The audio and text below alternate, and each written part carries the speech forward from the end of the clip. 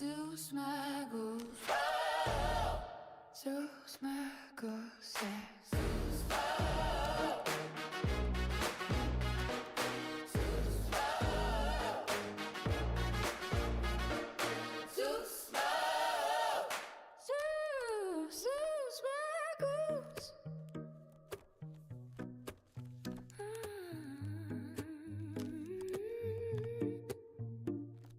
Zeus my.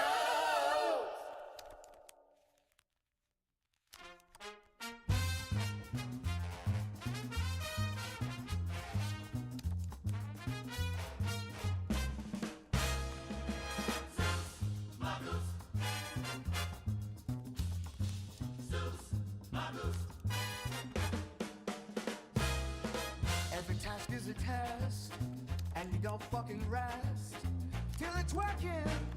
All close as it gets. You tweak it, you break it, you build it again. That's the rhythm you're motherfucking living in. Shout and kill.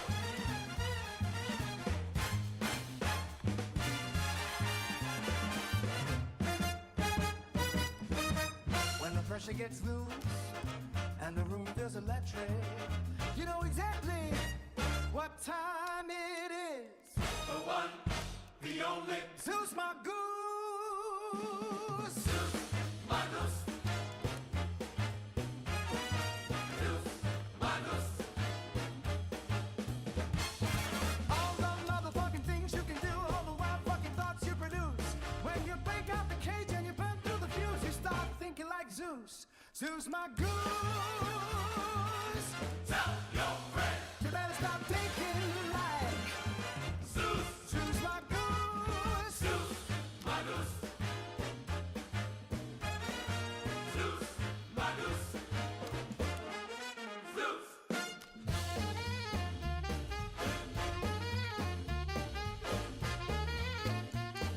Zeus my goose. Zeus, my goose. Zeus, my goose.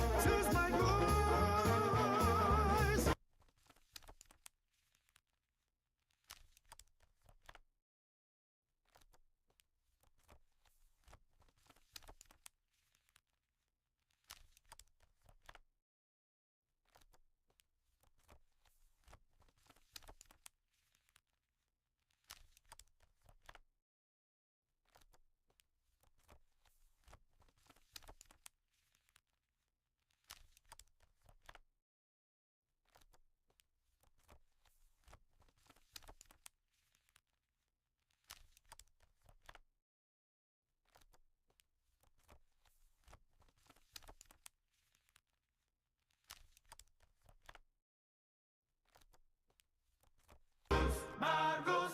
Zeus Magus.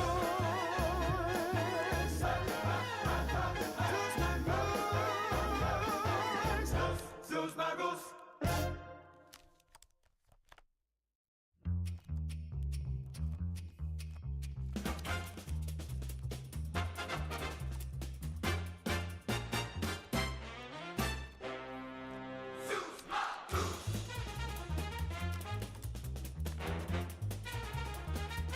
Every task is a test, and you don't fucking rest till it's working or close as it gets. You tweak it, you break it, you build it again. That's the rhythm you're motherfucking living in. Shut up and deal. When the pressure gets loose and the room feels electric, you know exactly what time it is. The one that the only. Zeus Magus.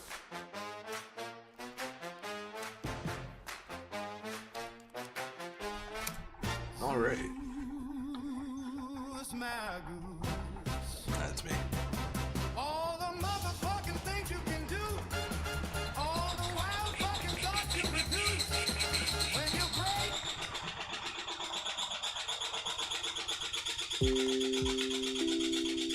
It's a good way to start. It's just love my washer, and I love giving myself the ample time, like doing everything I got to do, thinking if I set the washer early, I'll be fine, and then in about 15 minutes I have to go deal with it.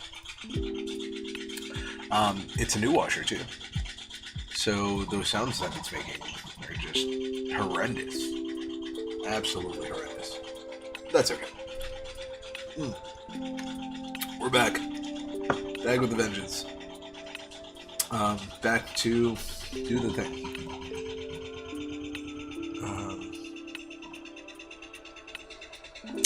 I ordered coffee on Uber Eats, like a cold brew coffee, and I also ordered some paper towel. These are very straightforward things. The cold brew can be a little complicated if you don't know how to identify or find cold brew. But I mean, it's Uber Eats. It's all the same, except for the fact that, and I'm really not happy to have to do this. There is a delivery driver for Uber Eats right now who replaced my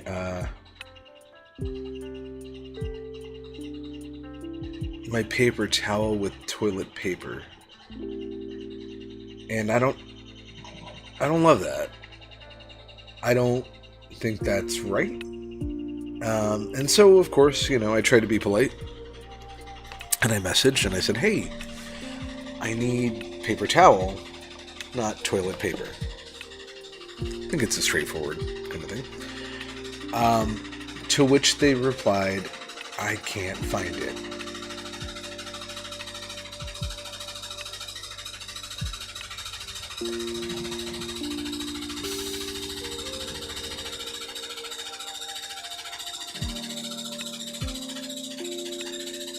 I understood that they might not have been able to find the exact paper towel. And I really, I did myself the disservice by not going myself, because that's kind of what I should have done. I should have gone myself. And that's okay. But it was just very confusing. Thank God. Thank God. I hope it works out. It's a 10-minute walk, so I really could have gone down the street. But today I just, it's colder than yesterday. I wanted to take a minute. And let me turn down that music a little bit. It's pretty invasive in one way. Yeah, so I wanted to take a minute. And I just feel like that shouldn't have been an issue. But that's okay. All I did, like my immediate instinct was to say, "Hey, Can you just please ask somebody? Because I'm not trying to be a jerk. I'm not going to give them less of a tip. I'm not going to do any of that.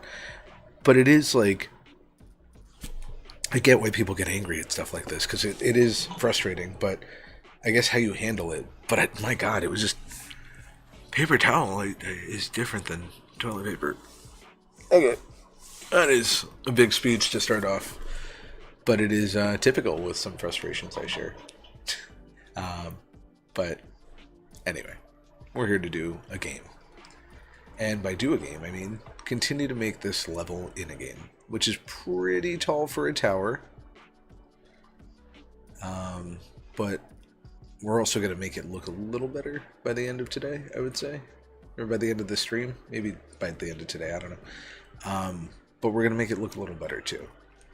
Right now it's inside out for the sake of... God. Sorry, this music is distracting me now. Here we go. Bring that down a bit.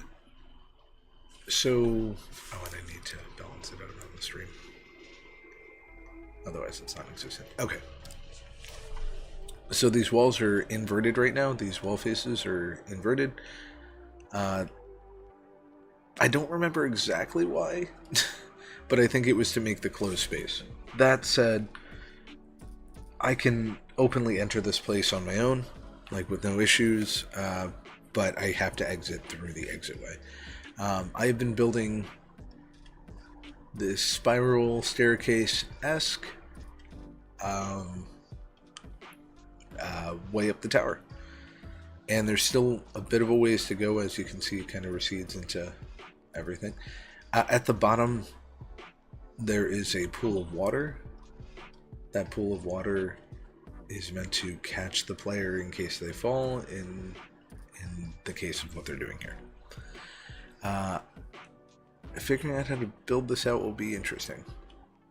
But right now I'm going to keep it basic as a straight to the top. And then I'll start implementing things maybe like ledges and I guess grappling onto ledges or climbing onto ledges. I don't really want to work on anything else today. I want to focus mostly on building this up, but I'm going to give it another test run as I always do. I got my vines looking proper. So this test run right now is focused on making it to this portal and reverting back. Great. This next test run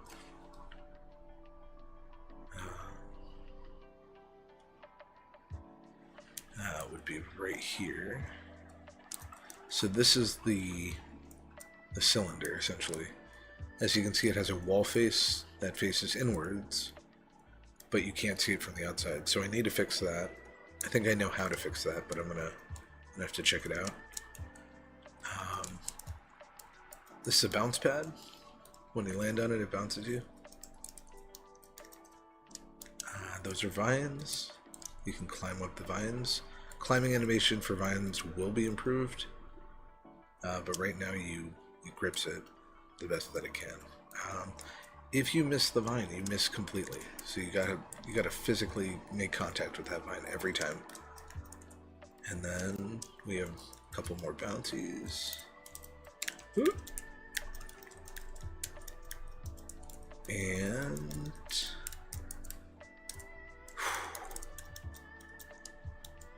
all right. And now we gotta climb up. So this is as far as I've made it in terms of what exists.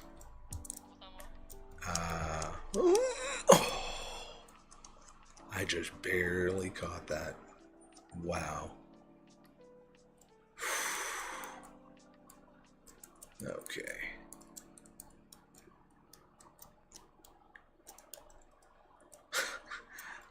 I am very nervous about missing those. I did it. Fuck yeah, I did it. Okay, well, that's the top of the map right now. And there's still clearly a lot to go. But I can descend. Depending how far low I can go. Wait,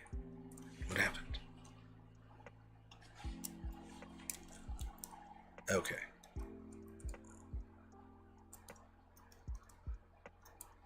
I can do loop-de-loops. Not really sure why it's doing that. Okay, anyway. Wait, trying to get my direction here. Alright, anyway. And the pool of water, which is supposed to kind of slow you down. Boom. Okay. A couple of things we should do. Let me grab my order and hopefully it's not showing here.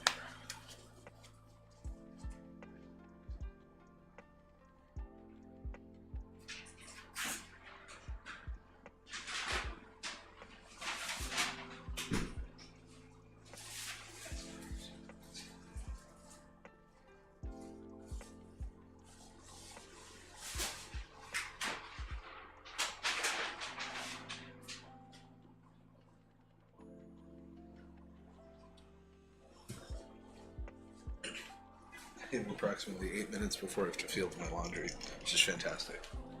But I got time.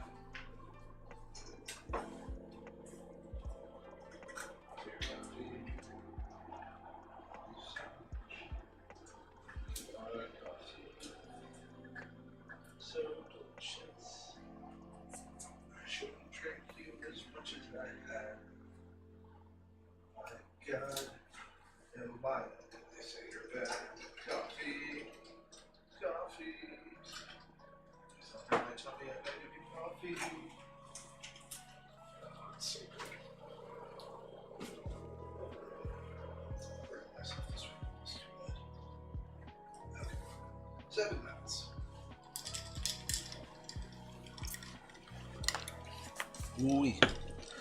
We are in flavor country. Okay. Notes? No.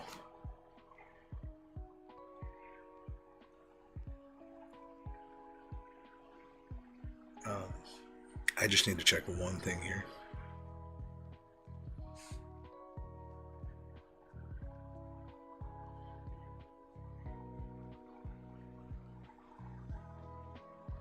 Fascinating. Absolutely fascinating. I got better paper towels than I paid for. So, all the confusion worked out. Okay. Anywho, we gotta get back to it. As exciting as I've been. Okay, it's been a solid 15 minutes of me just running up a map, and that's what I'm gonna keep doing. But I'm gonna build it out more. And I'm gonna make the water splash. Okay. So that's what I'll do. I will work with Gemini today to make it splash.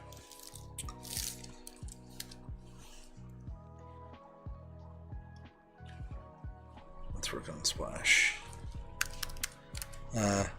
Can we... Hello! It's a new day. Can we work on...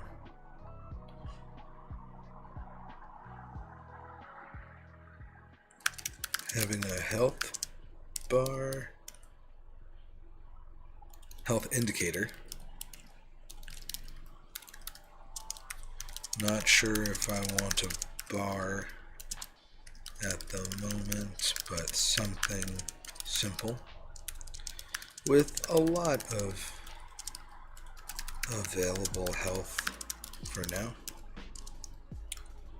We will implement fall damage against the ground surface. Minimal for now, but adjustable. So, and I don't know if that's going to mess me up later in my experience here when I'm trying to make things, if it's kind of like, I don't know how I would say it, but what's the word? Like, making it that accessible within a component might make it easier to break from, like, the inside, or if somebody's playing, I don't know. Maybe I'm overthinking it.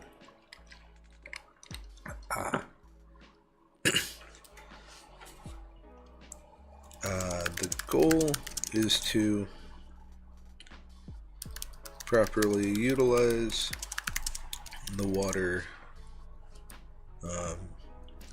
object I made in the center bottom of the tower that is able to catch the player and prevent any fall damage. Not sure if that makes sense. Okay, before I do that, hello. There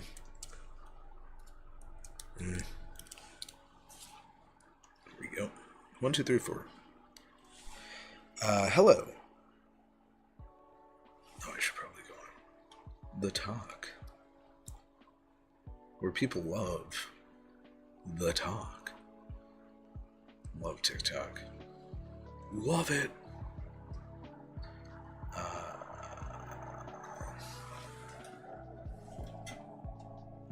Oh, right. God. Oh my god. I've been killing myself over that thing for nothing. Okay. Boom. Why is there black at the top? Ah, fuck.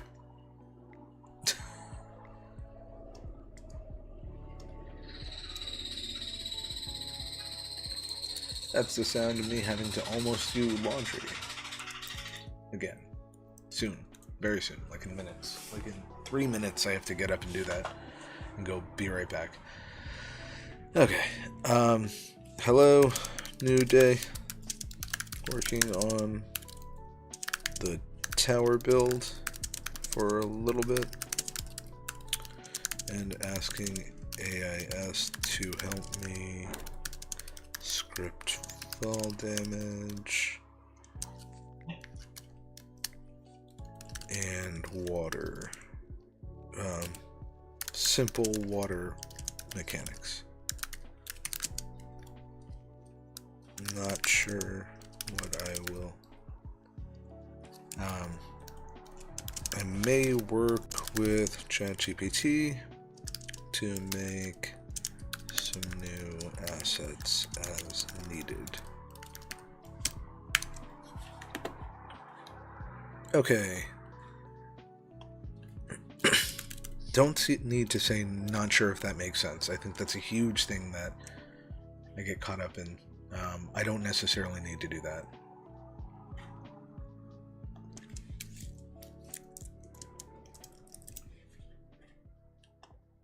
Cool. Let's see. Alright, so we're just going to move that here real quick. Keep my brain active in Unity. Where's Unity? There we go. Okay. So we're going to send this out. Move that out of here, actually. It's so annoying. Preventing any fall damage. And any other recommended water mechanics. Alright, so we're going to send that off. Right now, I'm going to add another platform. Maybe we should build a hazardous platform soon. So what I'll do is I'll grab one of these cubes, copy paste it. Let's move it around.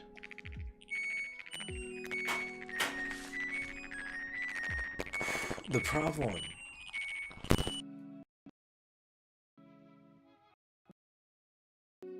problem's not the laundry. The problem is how long I take to do it, which is the real struggle. And it's kind of unfortunate. Also, my microphone is like years old, and every once in a while it goes fully staticky.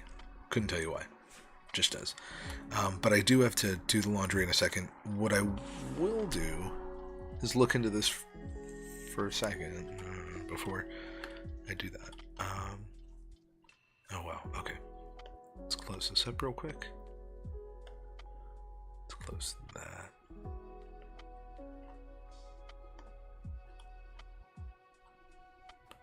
Welcome to March 12th.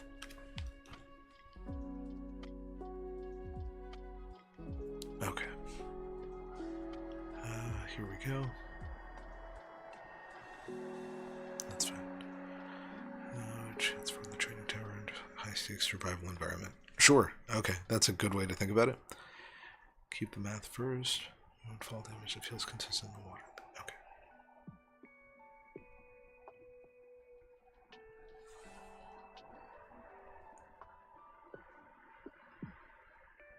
Okay. The impact calculus. And it's funny because it makes this stuff up, I feel. Although I've never been in game development, as a career, so maybe that's what it is called. And it's interesting if I am learning it properly, but I feel like it just kind of makes things on its own. Or it names things, at least. Certain things, not the code.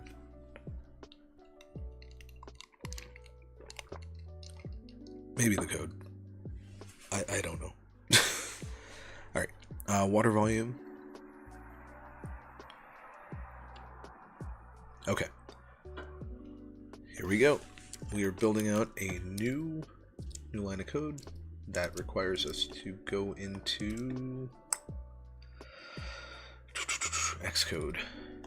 Okay. So assets, create scripting, empty script, empty C# script. We're going to name it Health Manager as requested, and we're going to take that code, and yeah, we're just going to take it and slap it in there and see what it does. That's what it's all about. It's the Hakuna Matata, making video games. The hokey pokey, I guess, is what I was trying to say. Not the Hakuna Matata, Jesus. Okay. So, Health Manager is updated. Okay. It also includes heal on teleport hook. Hey, cool. That's smart thinking. Okay. Water volume CS. Let's do that. Let's go make another script. So we're going in to make a C# script. Perfect. And water volume. Send it to Xcode. Copy paste. Oh, gross. Now the thing is, it can work this quickly nowadays. So let me close out of these. It'll update here. And I've never really worked with Unity, which is just something I want to keep reminding and going over. This is all new to me for the most part. I'm less than familiar. And I'm learning as I go. And I'm learning as much as it's teaching me. But I'm also learning because I guess I learn better while doing things. So there are certain aspects I pick up as I go. Okay. Swing controller, I'm not sure. Swing controller is something I already have. Because this is a swinging game. But 202, 184. Alright. See if that helped.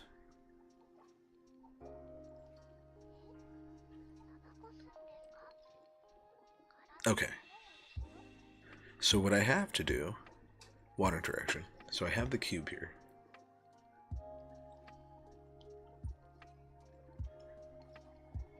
Wait.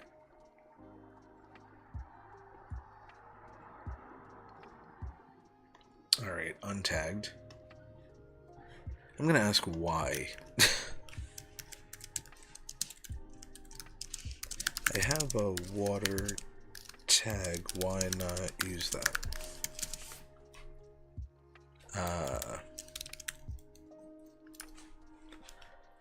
But set trigger is true. How on earth would I set that? Would I have to?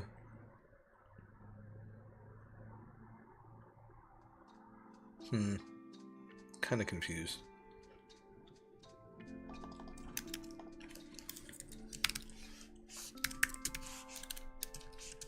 How? I don't see the option. That's exactly what I have to say. Like, not just how, I don't see the option. Okay. Create a canvas. Ooh, wait.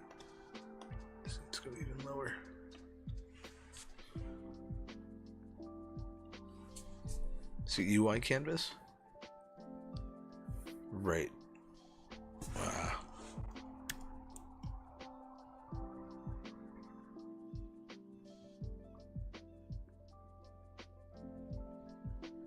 Very confused. Oh, Text Mesh Pro. Text. Health label. Oh.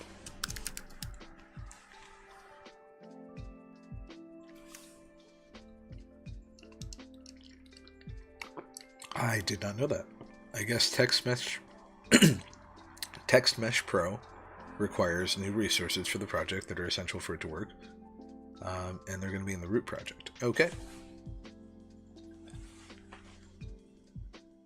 And I just don't want to over import and regret it. So I can always bring this back. I can hang out with Inspector if I ever want to import those other things. Because I'm not sure I do, and I'm not sure if I don't. Okay. So, swing controller got updated. We're working on building this out, so let's change this name to health label. Create a new game object, managers. The hell is a game object?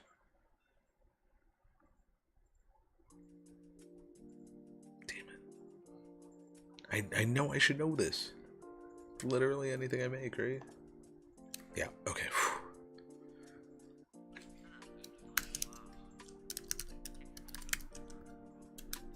Managers. And add health manager. Oh. Maximum health. Current health. 1,000. Wahoo. And then this doesn't need to be in there. But health label will become the... There we go. It's crazy how it knows. I don't know how it knows. But I'm slowly figuring it out. Because it is a Text Mesh Pro asset. So then I can link it for the health text, because that's how the health manager is built. Portal health reset.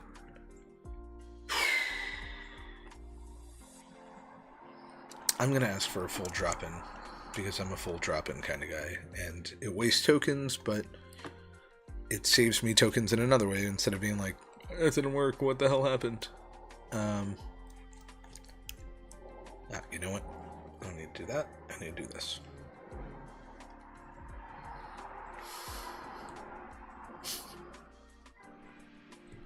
Don't worry, we got better paper towel.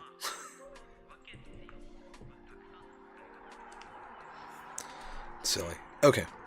I don't see the option for that. Vibe advice. Since you have a huge height in your tower... Oh, right. Fall damage. Threshold will feel minimal. Cool. Can you send the drop-in for atomic portal?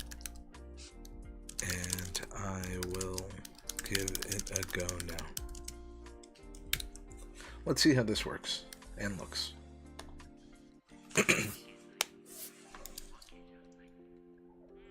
I don't see health. There's no indicator to tell me that there's health. There's damage to be taken. I feel like I did not do it right yet. Well, I don't know. Stop. Okay. Should have tested it and then asked what I needed next. But that happens. Okay. Here's an updated atomic portal. Health reset integrated. Fantastic.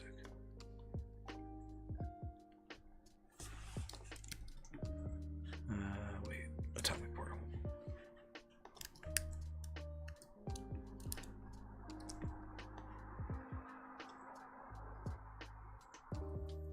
Okay.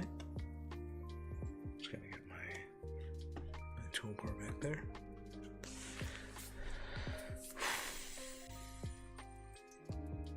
Organizational. Okay. So we're gonna keep the tag at water. because we got them. And I should probably send that.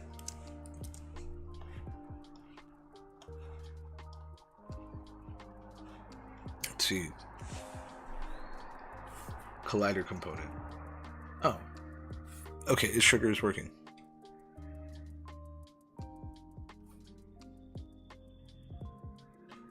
Materials. Alright, that's the one I'm using. Matte water. Let me see what my matte water looks like actually. Go into my mats. That's matte water.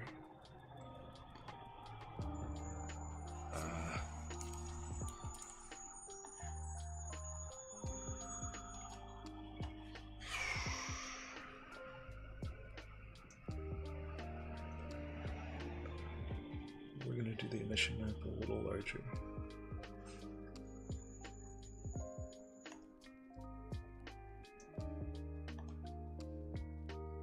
Base map.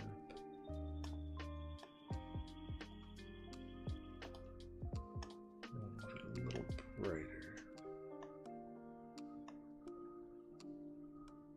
Kind of like that.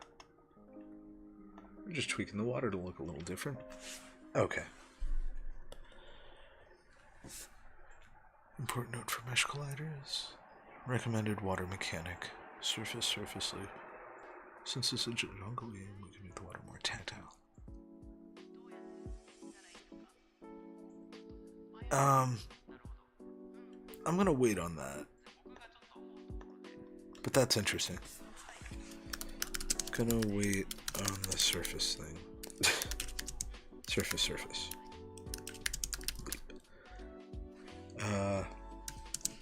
Collider is set. What else? I'm just ignoring anybody on TikTok at this point, just because I can't pay attention to TikTok at the same time. I don't have the real estate. Let's see. This is what my water material looks like at the moment. Also, I see no health bar when I spawn. When the play test begins. Oh, duh. Stupid. I'm supposed to add water CS.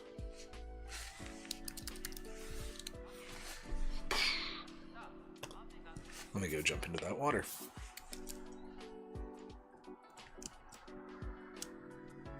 Oh. You know what? I'll be right back so I can go do my laundry stuff. It should take me 5 to 10 minutes. I'll do my best.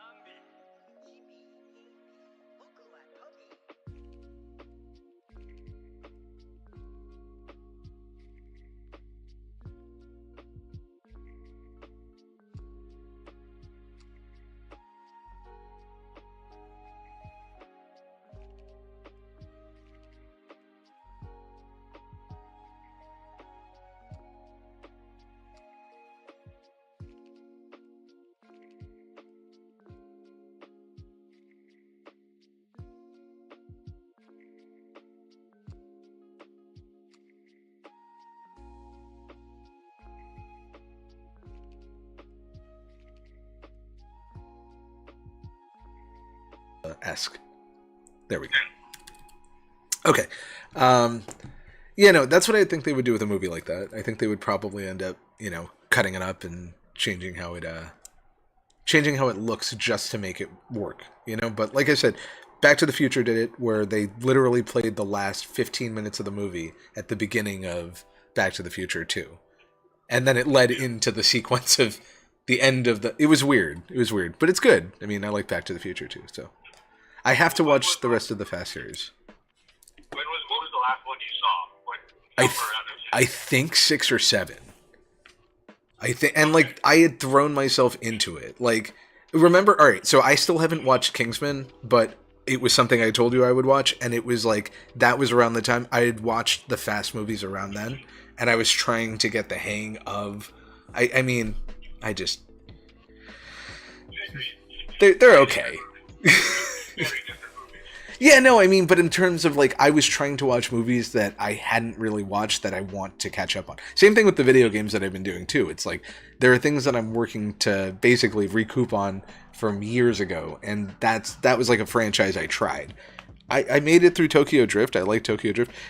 That game loses a lot of edge.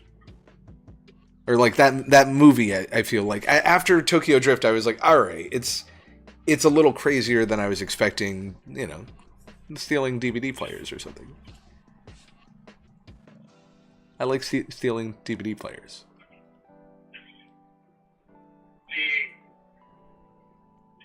I think it was 8, 9, and 10 are its own series compared to the first 3 Fast and Furious were its own thing. And then 4, 5, 6 was we're now a gang. A gang of good guys, or bad guys, or medium guys. Well, there are villains as opposed to just the cops. Yeah. There ends up being, evil villains. And I think you have to do that in a country in which you can't demonize the police too much, I guess. It becomes a little questionable. And I think they probably did it for the sake of, just quelling that, whoa, we don't want to say the police are the problem. We need to make a new baddie, that is. And you bring in The Rock, who I forgot what his bad deal was, but...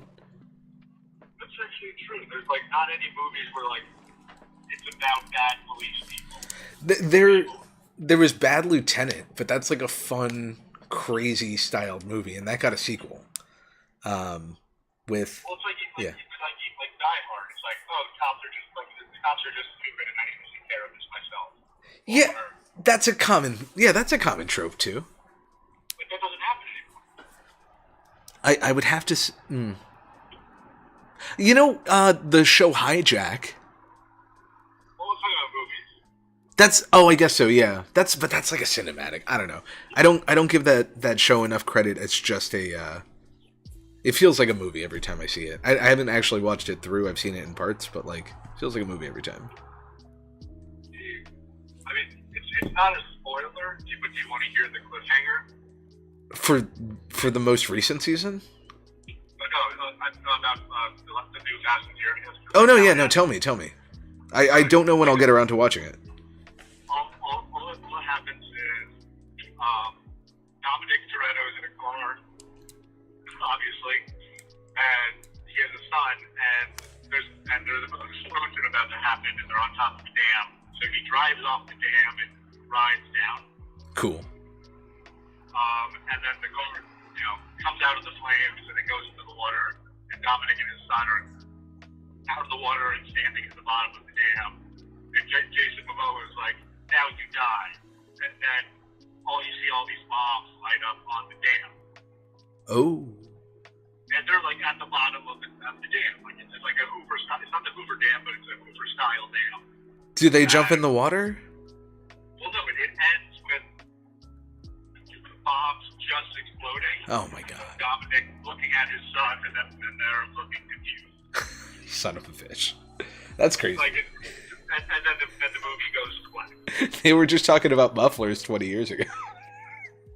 and now he's yeah. A whole dam has been destroyed.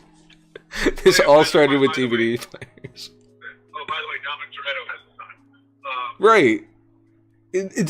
What the chick shows up, right? No, you're not there yet. So like the movie ends with them standing underneath the dam that's going to explode, unleash billions and billions of gallons of water onto them, And debris. yeah, and debris. Like they very much like they're going to get out of it, but like what? How does it? What's going to happen at the beginning of the movie? That 12-year-old's going to be like. I think it's like you're right. It's going to be like a 2-minute long scene, and then it's going to go fast X2, and then it has to be like years later or something. I would bet money that they jump into the water because it's right there, right? Yeah. All right, yeah, they jump into the water and they swim, or the water tunnels them, and they have a really great shot of the water, like underwater scene of the, fire and explosions coming down and the debris falling through, and they're swimming away, and they kind of like, and then go back down, something like they got to do that, and then they escape down a road, and then like somebody picks them up, like Glenn Powell. No, we gotta they gotta add somebody who's fresh right now. That's what they do. They get somebody from the fresh market. So like Glenn Powell's new. I can't think of any other dudes right now. I guess Ryan Gosling. They could get Ryan Gosling. Yeah, I'm thinking that he grabs a car door and he surfs out of there holding his son like a dog. Is there a car door available? I mean, his car is underwater. But it's not broken. I mean, he did jump off the dam after an explosion, so... What if they... I was going to say, what if there's a floating, not hood, but like top of the car, and they use it as like with an air bubble and shield?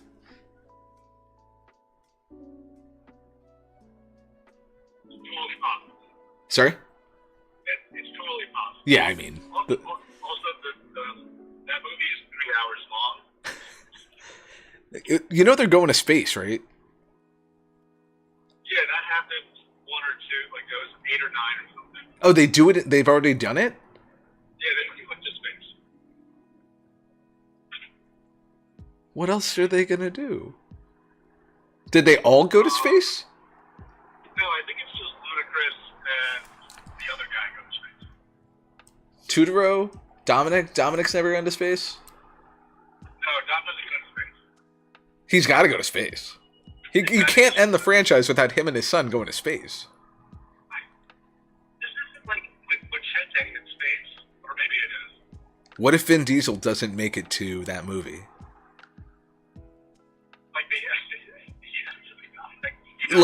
Like I don't know, he gets grooted or something. Rooted? Yeah, I'm just using a term like a tree falls on him or something. Like, what if there's no Vin Diesel for that film? Because he dies. I can't say that specifically, but that's why I said grooted. Maybe a tree. I mean, La Familia, though. Sorry? It's all about La Familia. Oh, La Familia. Well, I mean, look, Paul Walker's gone, right? And it was it always about family with Paul Walker? Technically, Paul Walker is still in the movie. He is referenced in the latest one. You can't. I mean, I saw that they brought him back with his brother's likeness, or like his actual real life brother stepped in to do a mocap where they replaced his face or something. Okay, but like he's not coming back. Well, no, he's not coming back, but he's not. He hasn't technically left the movie series. Like there is still references, like, oh, I have to get back to Brian. Do you think they'll kill off Brian by the end of the series or before the end of the series? No. Brian can't die. But Sources say. He's still canon. But he was recently referenced, right? He was referenced in the last movie. But not necessarily in the movies leading up to it, except for maybe a cameo. No, I think there's no cameo. He's left that type of work, and he's watching the kids. Oh, he's been watching the kids for a while. Yeah, he only, that's all he does. It's not funny, but it's kind of funny. It's kind of like, what's Brian doing? He's still watching the children. Don't tell the children. Don't tell the children. His wife, Dominic Toretto's sister, like, she's in the movies, and then after, like, she kicks the ass out of, like, 4 Navy SEALs, she's like, I gotta get back to Brian. And then the movie Prince or someone says, no, we have to go to the rendezvous point. And she's like, but the kids. And that's it. I mean, can you blame her? She's got to think about it all. She's a single mom, but she won't admit it. You know John Cena's in it too, right? Yeah, but like, okay, so my understanding about some of the movies after Tokyo Drift is that the villain becomes the friend. So That's like 7 movies ago. that's what I'm saying. But isn't that like it's after Tokyo Drift, or maybe it's during Tokyo Drift? But like, there's always a villain. But then they started doing it where it's like, oh, the villain is now like my ally, and they keep doing that as the theme. Yeah, basically. So what I'm saying is John Cena was the villain at some point. Yeah, he was. And he's no longer the villain. No. So what's his role? He's Dominic Toretto's brother, actually. He's what? He is Diesel's brother in the movie. Oh. Well, that's... And he becomes that quirky, cool. He basically becomes like Peacemaker uncle. Okay. Yeah, that's kind of the role he plays. It's like it's still Peacekeeper, like he's so quirky and weird, but now he's also that. He's now an uncle. I think he probably was like, I don't want to be a bad guy anymore, guys. Well, he was a bad guy, and then La Familia happened. Well, he got La Familia, is what I'm saying. I'm hearing. Well, he became back. He's now part of the family. But how is he part of the family? Sorry to... Like, he's just inserted himself as family. In the canon, he's actually Dominic Toretto's brother. Oh, right. That's... Okay, so that is... As I recall, that is the trailer. That's the reveal in the trailer. You meet John Cena and he's like, "Oh, that's my brother." I think I've seen that one actually. Not guaranteed, but I think it's possible. I think it's like 8 or 9. Yeah, I might have seen that one. Maybe it was when I was on that John Cena kick for a minute. Which is a solid kick to be on. I understand it. Because I went through the same thing where it's like, I just wanted to watch John Cena be John Cena. Yeah, he's just a quirky dude. He's just it's not even like a question. He's just a quirky guy doing quirky things. And he's kind of fun. I mean, he's found his balance, you know? I don't know if we'll get the same out of Logan Paul. Well, he's now, he works for Trump now. Did see that? Not thrilled about that. Very nervous about that. Trump got himself a professional bouncer. That means any off the dates, the fucking speed skating Olympian and all that shit. Yeah. I mean, she's talented. She's got Very her. talented. She's got it working for her. But it's very strange where it's like, you're marrying a Dutch woman, and you're Trump's new best friend. I mean, that's par for the course. It's more what he believes in, like, you know, scamming people out of their money. That's what it's about. I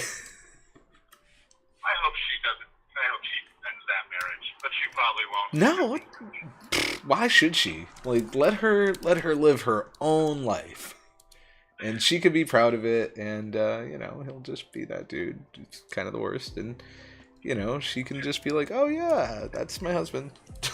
He's kind of really. I thought we were done with them when he made fun of all those people who committed suicide in the Japanese forest. That's where it all started. That's where, like, we're still talking about it. That's good advertisement. Like, that's, you know, there was a time in which people really started to dig their heels into bad press.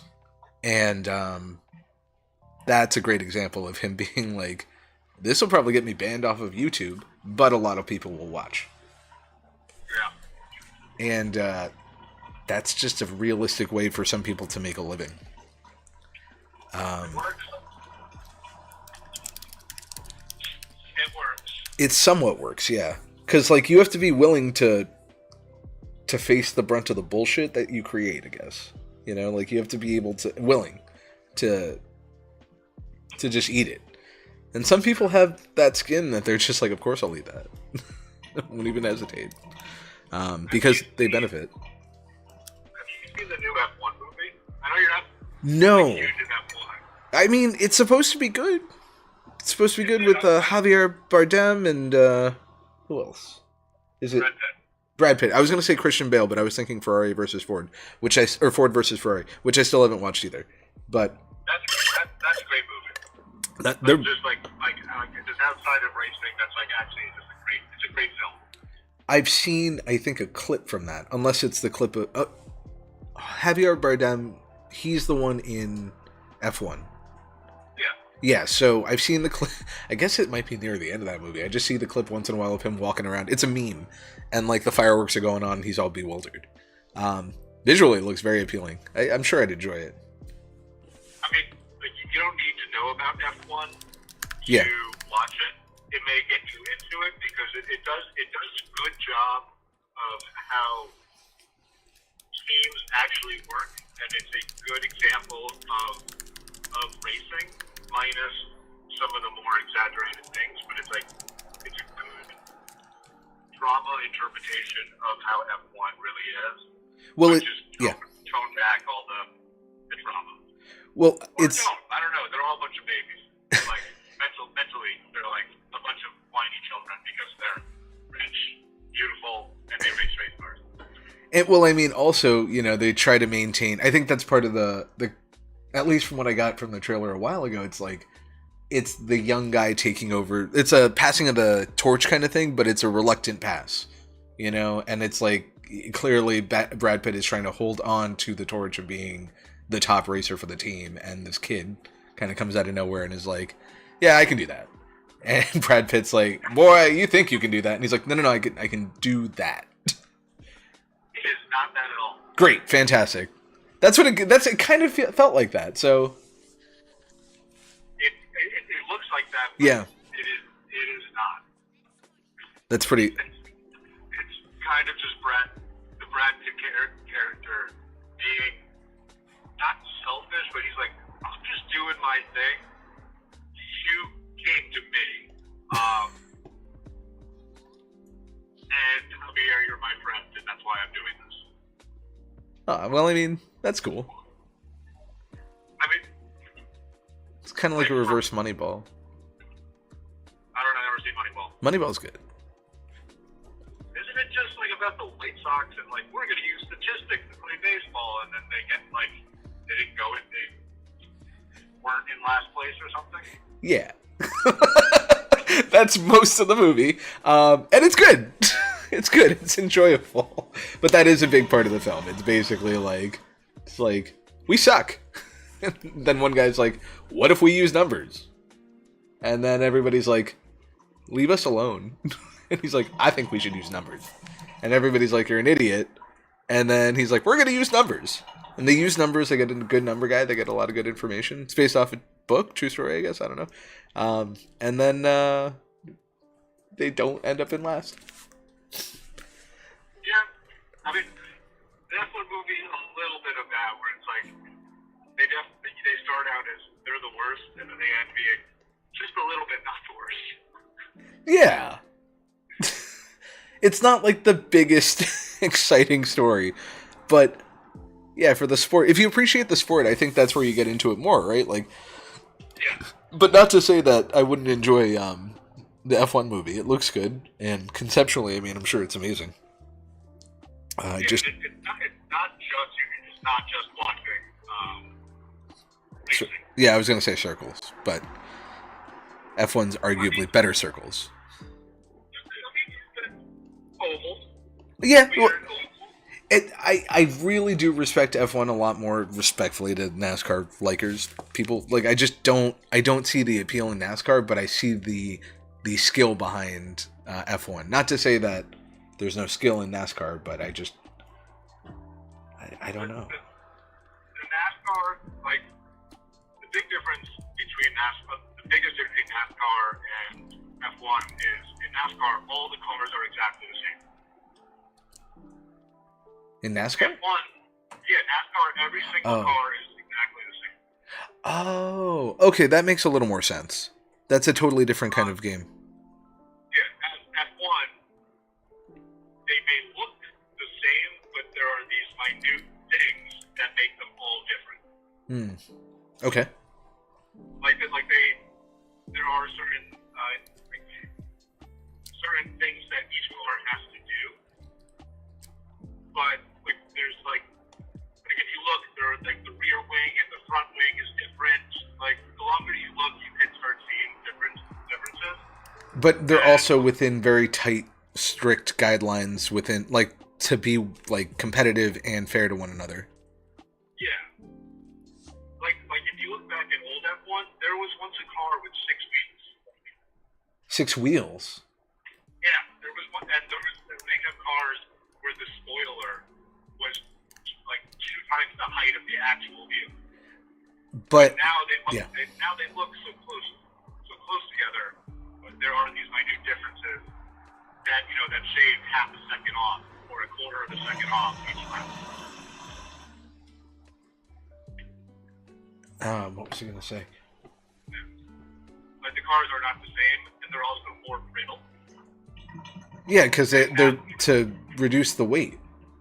Yeah, and so and when you think about that, it's like a super fragile scalpel where if you mess up any cut, the thing is basically ruined. Yeah. No, it seems like that. It really does.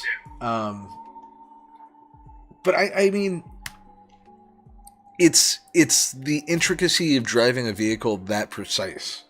Because I've tried, as close to the simulators I've gotten, something that feels like a simulation of the G-forces you need and the power you need to turn the wheel and stuff. I've tried that. That's pretty intimidating. That's not. Yeah. Well, they don't have power steering. Yeah, no, it's clear. It's clear. It's you're really tugging the whole thing, and you have to be precise. But it's also knowing your cuts too, in terms of on the track. I think that's what makes it interesting. Where it's you have to drive absolutely perfect at these crazy speeds, or your vehicle is going to shatter.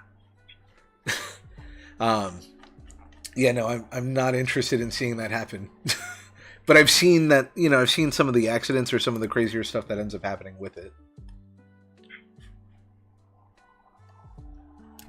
But yeah, I think the precision is why I like it. Where it's NASCAR, they bump into each other and all of that, and if you bump into someone once, it's oh, that's your car is potentially done.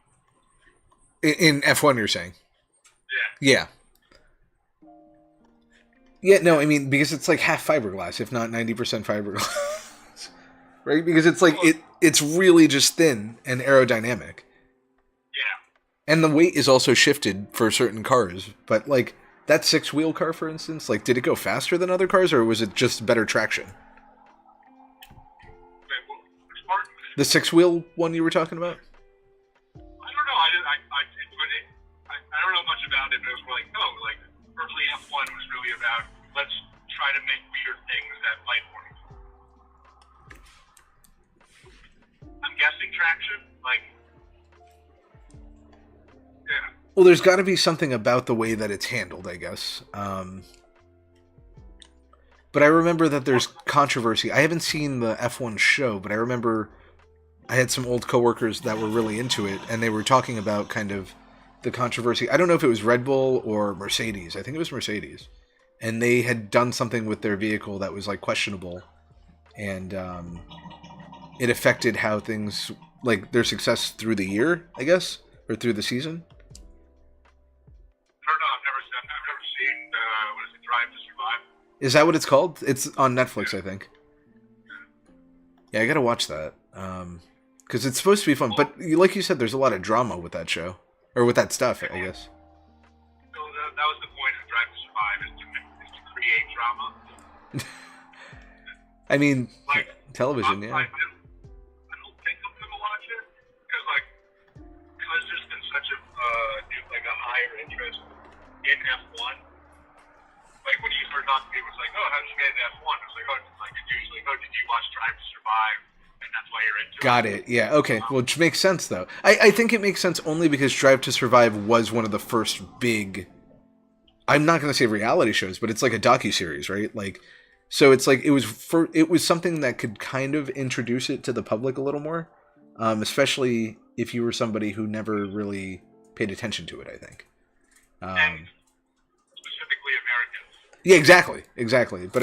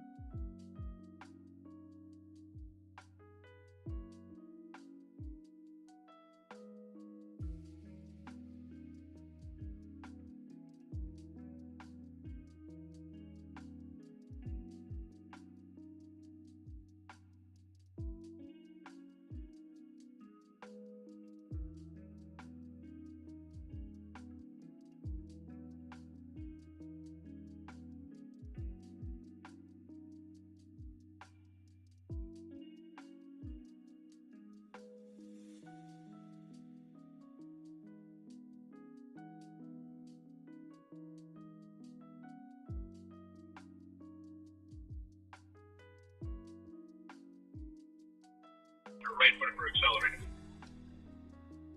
Yes. But not... Wait, how do you drive? Wait, right foot for braking. Okay, no. No. It's 1 foot per pedal versus when I drive, I use my right foot to brake and accelerate. Ah, yes. Okay, so when I was younger and figuring out how to drive, I did that a lot. I would put both feet on both pedals. And I was like, what the fuck? I didn't know how to do it, Mikey. It's not my my specialty. I came from a city. I had no interest in driving. That's wild. Yeah, no, it was hard for me to get around. At the beginning, I had to, like, it was a bad habit. And, like, there was occasionally when I would panic and I would put on both. But I never broke a car because of that. You got your license in Connecticut. Yeah, I know what I did. I'm aware. So you would use the left foot to brake. I would have both feet sitting on both pedals at the very beginning. Really? Yeah. Not forever, not for very long, but long enough where it was like not figuring it out. But now when you drive, you use 1 foot. Of course. Okay. Yes. I know. It's crazy. It's quite literally crazy.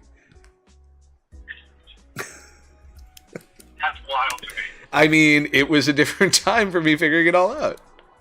I didn't know how to do that stuff at first. I never thought I'd drive a car. You were living in the country at that point. Yeah, no, I've always been living in the country. Oh, that's so awkward. I've been part of the country for the whole time. Yeah.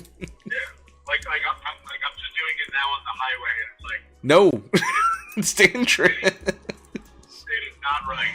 It No, doesn't feel good. it's super dangerous. That's so funny. Yeah, no, I definitely did that when I started out.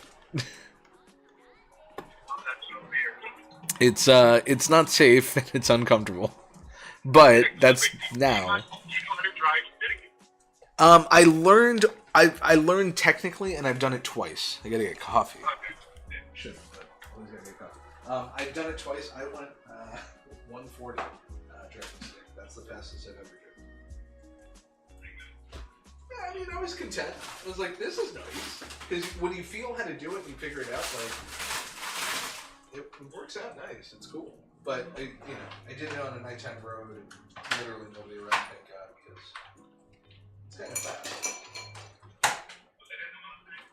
It was in a Mustang, yes, it was. It was in the Mustang back in the day. In the south, middle of nowhere kind of stuff. No, far from there. Far from there. South, it was in the south. Trips to the south. But yeah, and then...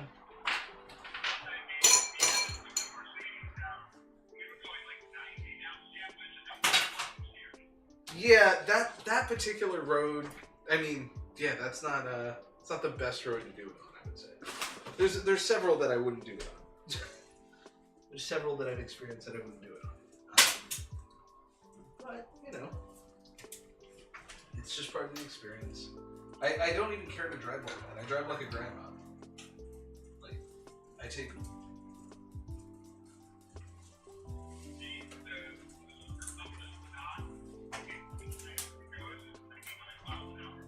That's plenty.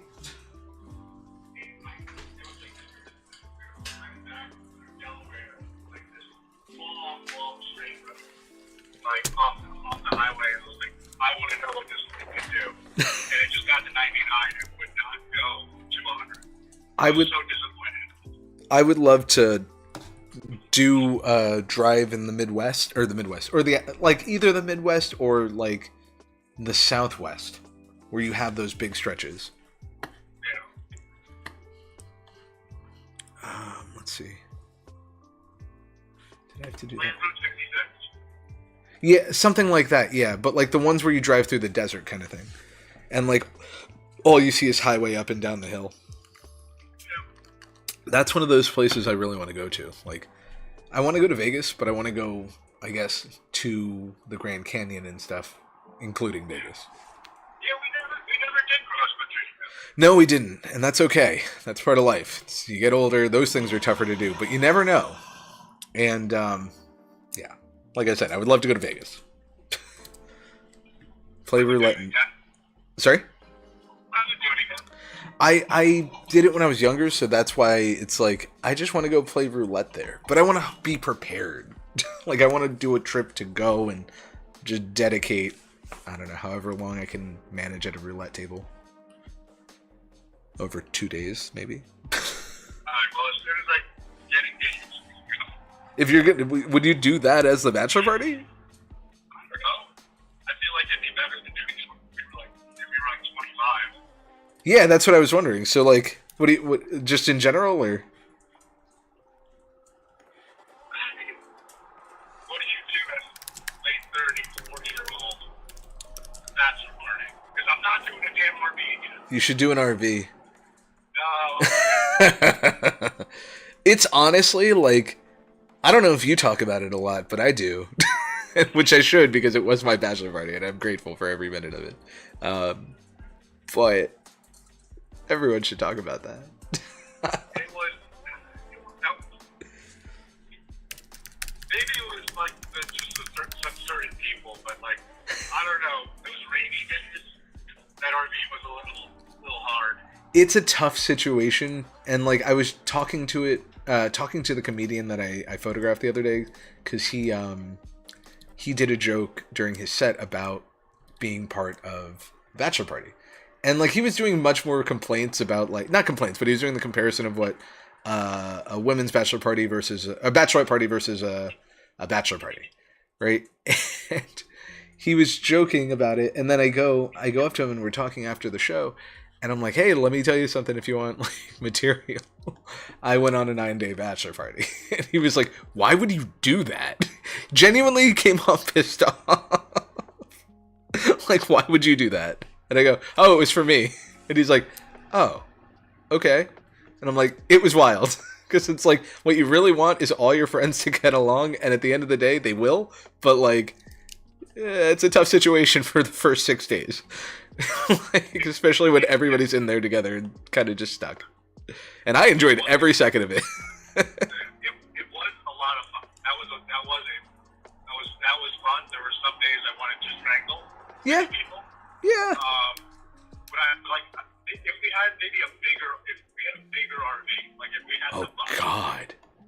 I mean, that's for you to say, because you were helping manage it. So, like, if you think so, by all means. I was very content with the size, considering the quantity we ended up having. It worked out much better than I thought.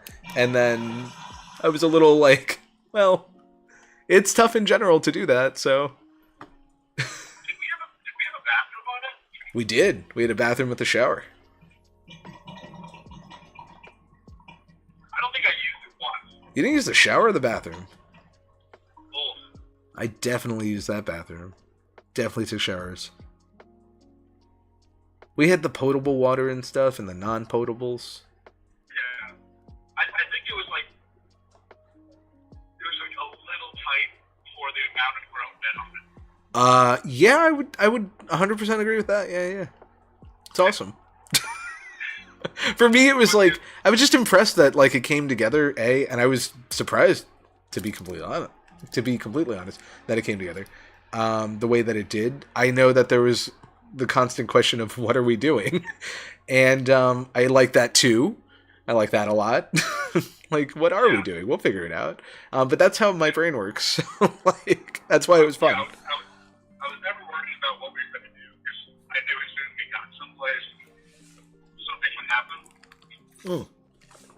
I always felt like that was that was okay to not have a plan, and I thought that there was people were just gonna like not everybody was okay. Oh, what happened here?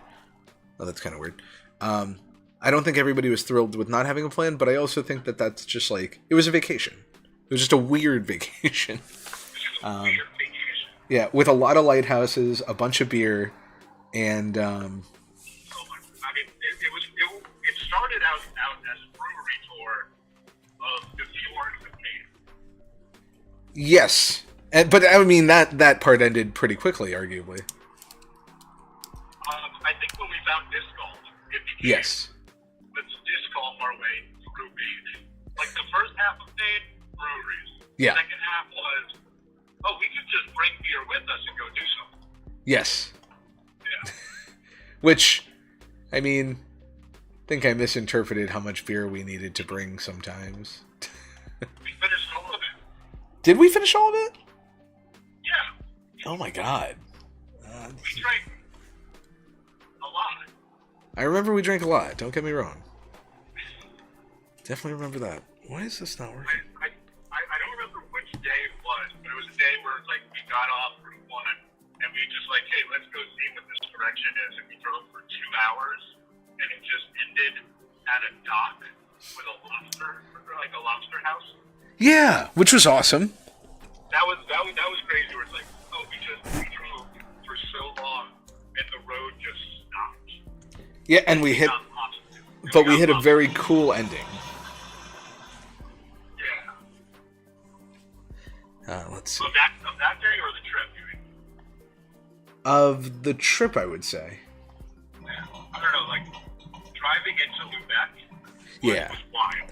I honestly thought that was one of the cooler places to go, and I'm really glad that's where we ended up making it.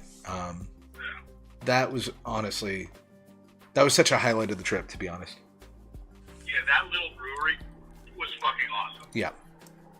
Well, it was an end of the world kind of feeling, and that was really, I don't know, that was more than what I was going for. I'd say that was exactly what I was excited about. I was like, okay, so there's something interesting happening here. I think if all of us had our passports, we probably would have went into Canada. Yeah, I think so too. But honestly, I was fine with just being at the furthest point of the United States up there. It's kind of like going to the Keys or something, or Baja California or whatever. Like, well, that is the exact opposite of the Keys. Yeah, exactly. But like, it's being on the edge of a country. I guess I don't know. It was cool, and it had a landmark. Who knew? Thought the landmark it was crazy, but like, there's something validating at the end of it. It's like, oh, we made it to the end. Actually, we made it as far as the end goes. When I was a kid, I wanted to do all of Route 1. All of Route 1. Yeah, like. Oh, like go from Maine down to Florida. I mean, at the time it was from Connecticut down to Florida. Okay. Like just to really see the East Coast. Yeah, that would be cool. Although, I mean, I guess Route 1 is different, right? Yeah, Route 1 would be way different than I mean, you go 95. You go through all the major cities. Yeah, you do, actually. Hey, how long would that take? Oh, that would take a long time. Hold on. Because, I mean, I've done the side roads before, but hold on. How long to drive all of Route 1? AI says 40 hours of actual driving. From Key West to Fort Kent. Where's Fort Kent? Maine. Okay. Um, I think it would take longer because of the stoplights? 7 to 10 days as a comfortable road trip is what it says. That's not bad. No, I mean, like, it's actually... That would have been a wild bachelor party. We went up and down the coast, but I really like going up and down Maine because it really gave me a good sense of that state. Yeah. That's a really nice state, if I could say so myself. Yeah, Maine is one of my favorite states. Oh, it's fantastic. Yeah. It's really nice. It's really nice. Let's see. Try that. Yeah, I mean, there's a lot of places to go, but in terms of a bachelor party, that's a good time. That was a super cool, interesting, different. Nobody else I've talked to has ever done anything like that. I just think it's just interesting. It was different. I think instead of an RV, if we had like one of those like rocker vans, that'd be pretty cool. Like a runner, you're saying? Like, yeah, but not like a new runner. Like, but yeah, I think so. but like more of a van then, as opposed to like an RV camper. I guess school bus is what I'm thinking. Okay, all right, yeah. Yeah. I mean, I can definitely see that. Yeah. Maybe not like the full big one, but I can see all of us on a mini bus. The short bus, yes. We all would fit the profile for the short bus. That Proudly. That would be kind of, yeah. Honestly? Like a short bus to Vegas would be hilarious. Well, that's, what's that movie? That's The Hangover, right? That's like a modern Hangover. No, it was road trip. You said road trip? Yeah. Not Euro Trip. I don't know if I've seen Road Trip. It's basically the same thing. But in the United States. Yeah. Yeah. I mean, I'm down for a good trip if I have the time. The money, obviously. Sorry? You'll make the time. You can't always make the time. If I'm getting there... Oh, yes, okay. Well, circumstantially, yes. I thought you were just saying generally. Because, like, I wish it could be generally. Like, I really wish that's how it works still. Because... Well, if you get fired... Yep. That's... But I all have... If Yeah. you get fired and I graduate school... Let's hope both of those ifs are realities in one way or another. Like, I don't get fired and you do graduate school. If that doesn't happen and Alexa gets fired, we're going on a road trip. We're putting Opie in a bag. I've always been a fan of putting Ophi in a bag and bringing her places. Yeah. I mean, what else would we do? It's like, you're not going to get a job in a week. I would love to get a job in a week. Yeah, you can do that on your phone. Yeah, you're right. And then gotta turn around when you gotta turn around. Yeah, exactly. Yeah. I mean, who knows? Who knows? I can keep stuff on the road. You know, I can keep busy on the road. I know how to do work. I know how to keep busy. I mean, the photography road trip has been done a million times before, and it always creates good things. You gotta pick up gigs along the way.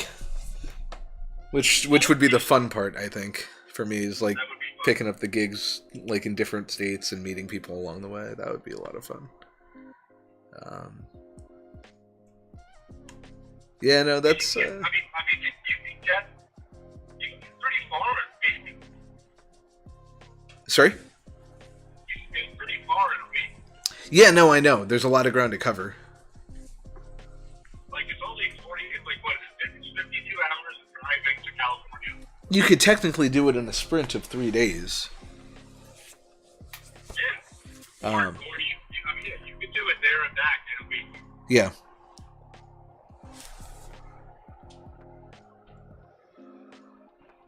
I don't know. I think 10 days would be ideal. To go back and forth? Yeah. I like the idea of renting a car and dropping it off somewhere else, and then just flying back. Oh, yeah, that's what we did with Spencer Choi. Yeah, it's a little more expensive in one way, because they charge you a little more, if I'm right, to drop it off at a different location. But because they have to bring it back, or not always, but sometimes at least. But yeah, no, that's always a thought. Well, there are those services that, Like courier. Yeah, where it's like they need you to get a car from A to B.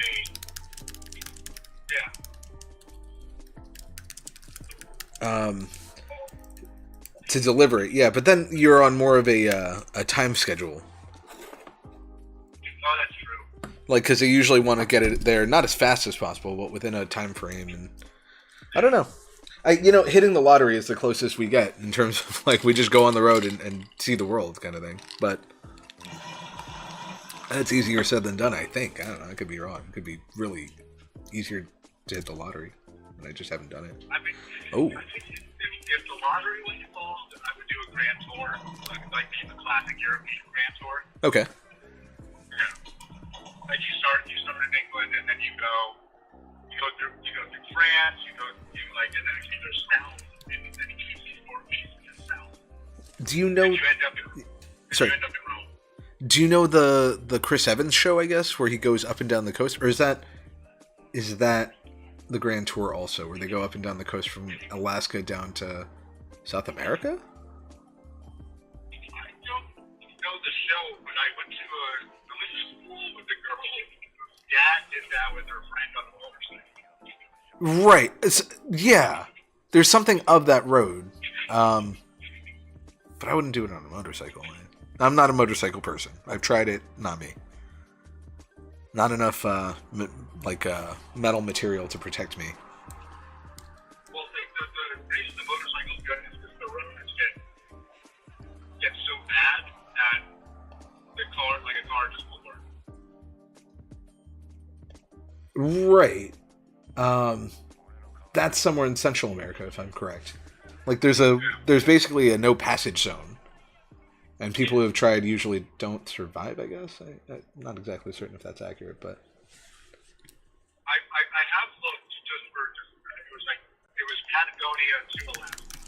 But once you get to... It was basically like you get a big part of Central America by... And like for no other reason, just because like going from California to Baja and down that west point of Mexico. Yeah. Yeah.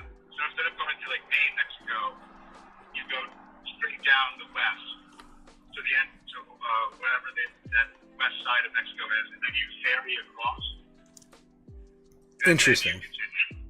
Yeah. And I'm sure you can bring a car. Yeah. I mean, I think you could totally do it in a car. Car would be fun. Just like you doing on a motorcycle sounds really fucking hard and cool too. Yeah, I mean, it's not for me, but I know people really get the kick out of the motorcycle. I just, I don't feel safe on it. I really don't. But a bicycle is different. I think it's the speed. What about a sidecar? Definitely not going to be okay in a sidecar. You would not see. Like 3 inches from the ground. Hell no. I don't know if I'd have the comfort. And then you feel every bump.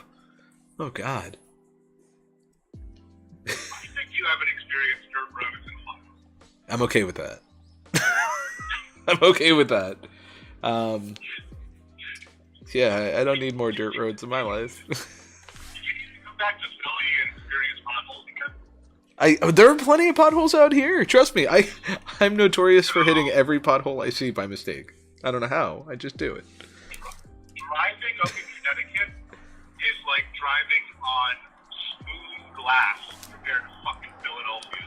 I mean, I also experience different parts of the New York area, so I get my fair share. It's not all perfect up here either, especially with how the weather's been. I'm gonna start sending you some of the potholes where it's like you can stand in them. Yeah, but that's America. That's Philly. Not all of Philly, just parts of Philly. I'm sure there are well-funded parts of Philly. Like one square around town hall.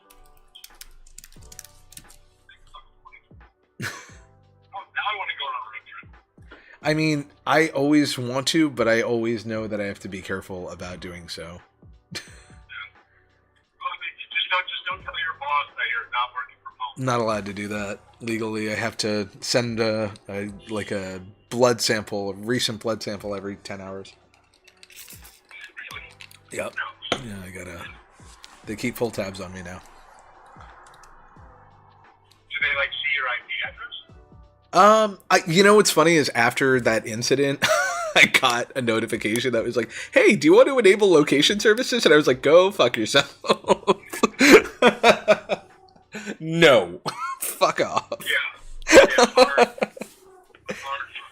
Which means that they probably did it anyway. Like, they don't need my permission. But it said enable location access. I was like, yeah, that's not going to happen, friend. Your boss just knows that she fucked up. I don't know. And I'm on stream, so who knows who's here. Or who might come here or watch this. So let's not. We'll move on from that topic. But generally, I'm not allowed to leave the state. My anklet won't let me. My well-paying anklet. It doesn't make sense. Like, it's like, I understand like work from home, but it's like as long as you do the work, why does it fucking matter? It's always been questionable, and I think there's a sense of control that comes with it.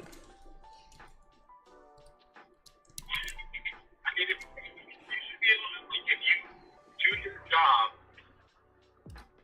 like, competently, it shouldn't matter whether you are doing that on the days you're allowed to not be in office. I think that there's also this aspect of, like... Well, yeah, no, like, it's just control then. Yeah, at that point, it's just control. It's just, hey, we want full control over everything here, so that means we do it my way. And it's like, well, alright, it's kind of fucked, but okay. I mean, there's like those digital nomads that they just travel around. They still do their work and work for a company, but they go to different places. And Yeah. all that. Yeah, but those are just different jobs that are more flexible. That's just how it goes. Unfortunately. Well, they're just 100% remote, right? Sometimes, yeah. Sometimes you have to check in or go in and stuff, which I think is realistic, but it's You know, once a month you get a hotel in New York City and check in. yeah, or something, maybe. Or like middle of nowhere, Kansas. Yeah, like Will. Yeah. I mean, like, that's the thing. It's not as appealing, especially as I grew older and I saw that stuff. I was like, that doesn't look as fun.